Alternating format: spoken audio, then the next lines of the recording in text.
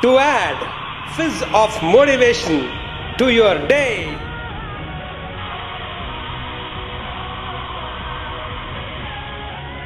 Morning, I'll be there. 9 minutes motivation at 9 a.m. Be with me.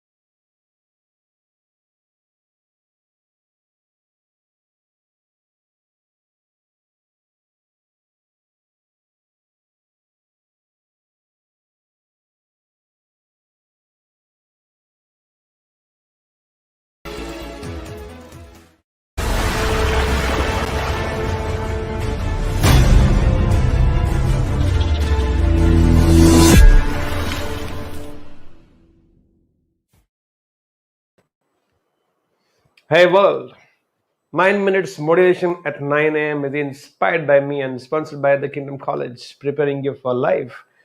I am Deepak here, and my life is beautiful, and I stay on top of the world because I work as worship.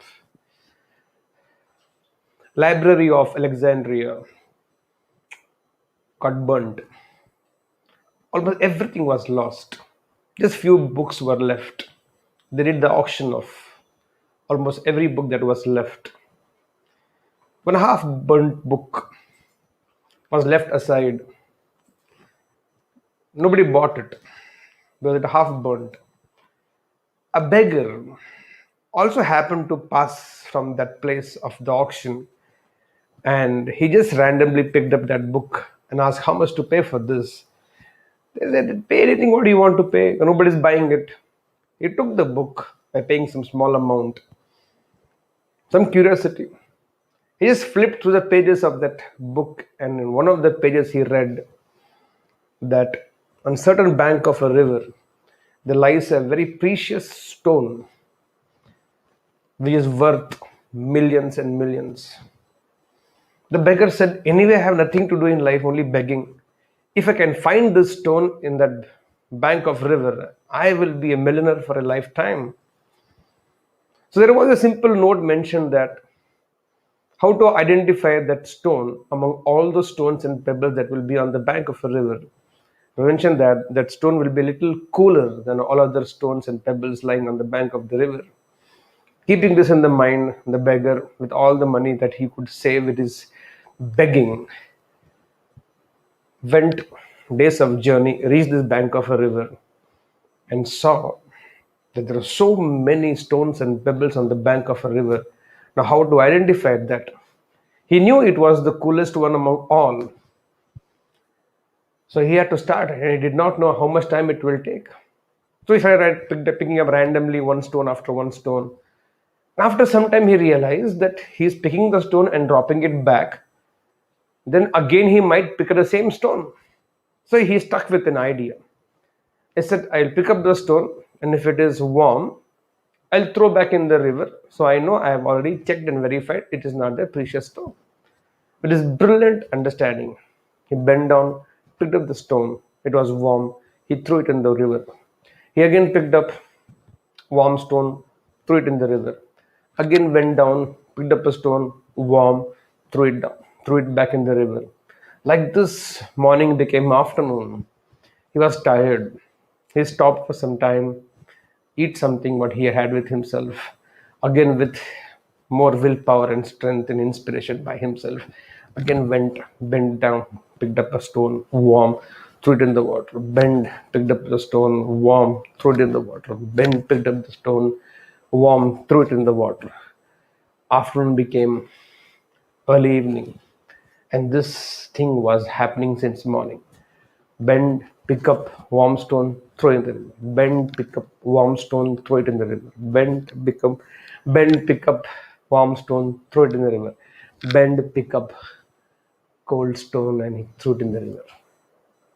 And as the stone was hurled in the river, as he could see, he realized he just now threw the coolest one among all in front of his own eyes. Force of habit.